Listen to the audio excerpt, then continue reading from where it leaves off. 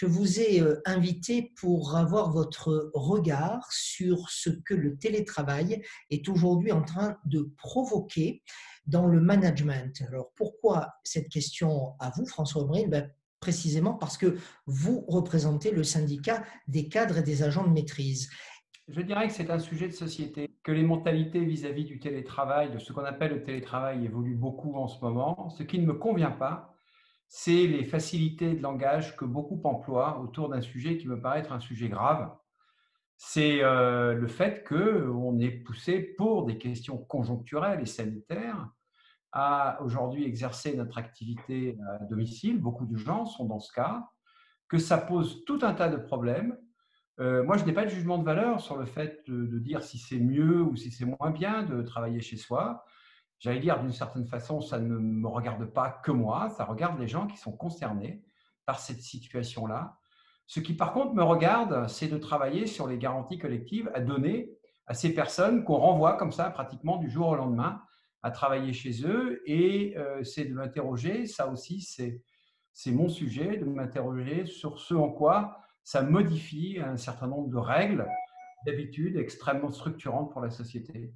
On va revenir spécifiquement sur le management que vous connaissez bien, mais si le télétravail s'est imposé comme une solution d'urgence lors du premier confinement, que nous avons tous vécu comme un coup de massue, peut-être pas le télétravail, mais le confinement, aujourd'hui on a l'impression qu'il est en train de s'installer comme une composante du travail français.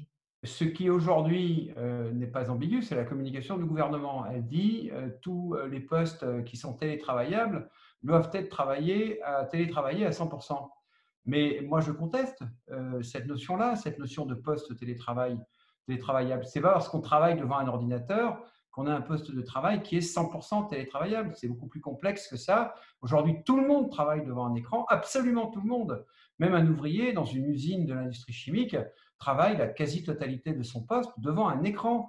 Quelqu'un qui fait du contrôle aérien travaille devant un écran. Quelqu'un qui conduit une centrale nucléaire travaille devant un écran. Donc, réduire la capacité de chacun à intervenir dans son champ professionnel aux simples relations qu'il entretient avec son écran, je trouve que c'est beaucoup trop limitatif et que d'une certaine façon, c'est très dangereux.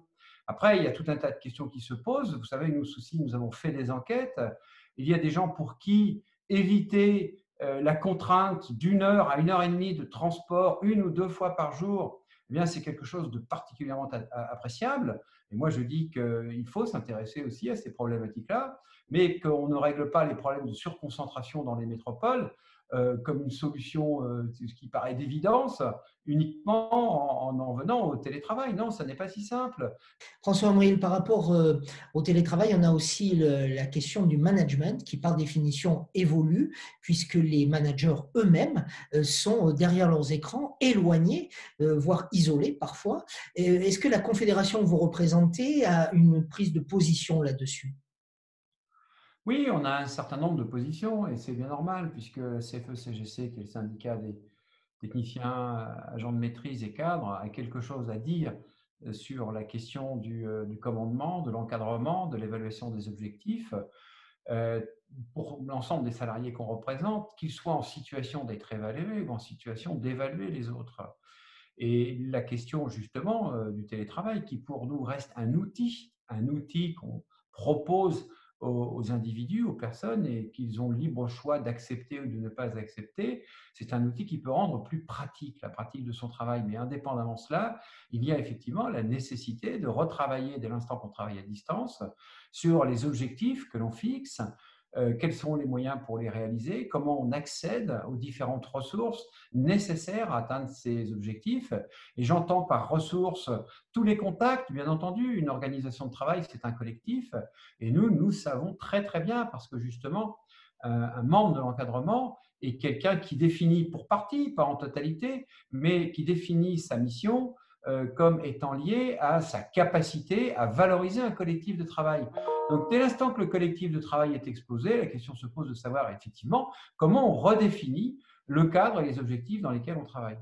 Est-ce que ce sont les relations humaines au travail, dans l'entreprise, qui sont en train de voler en éclats, François Amril? Oui, entre autres choses, effectivement, la question des relations humaines vient comme une question assez essentielle, mais la question du contenu, de la qualité du travail, la question de savoir pourquoi on travaille, pour qui on travaille, comment on travaille, toutes ces questions-là sont des questions centrales. Ce n'est pas d'aujourd'hui qu'on se pose ces questions-là à la CFE-CGC, qu'on les remet en question d'une certaine façon. La qualité de travail, mais aussi il faut penser à la détresse psychologique qu'il peut y avoir pour des gens qui ont l'habitude de travailler entre collègues, avec parfois un collègue dans le bureau, d'autres à l'étage, avec des relations qui peuvent être par téléphone. Il suffit parfois de se lever pour parler à quelqu'un. Enfin bref, je ne vais pas vous faire la liste de toutes les interactions sociales qu'il y a justement dans un collectif de travail et qui disparaissent définitivement dès l'instant qu'on exerce la totalité de son travail à domicile. Et là encore, moi, je ne fais pas de jugement de valeur. Je suis là pour poser les questions qui me semblent être nécessaires d'être posées, pour poser des exigences au nom des salariés que je représente et travailler à construire, à écrire les garanties collectives nécessaires à encadrer le travail à distance du lieu classique de travail. Vous voyez comme on a du mal à poser des mots sur cette activité-là. Nous disons la continuation de l'activité à domicile. Voilà ce qu'on a fait pendant le confinement. Ce n'est pas du télétravail. Le télétravail, il est encadré dans un accord d'entreprise, dans l'accord national interprofessionnel. Il sollicite des moyens à mettre en œuvre. Ce qu'on a fait, et chacun l'a fait de bonne grâce, parce qu'il fallait le faire pour des raisons sanitaires. Mais si on doit durablement modifier la société du travail et les interactions, les relations que chacun entretient avec son travail, alors à ce moment-là, il faut en rediscuter en profondeur, se poser les bonnes questions et surtout mettre en place les bonnes pratiques.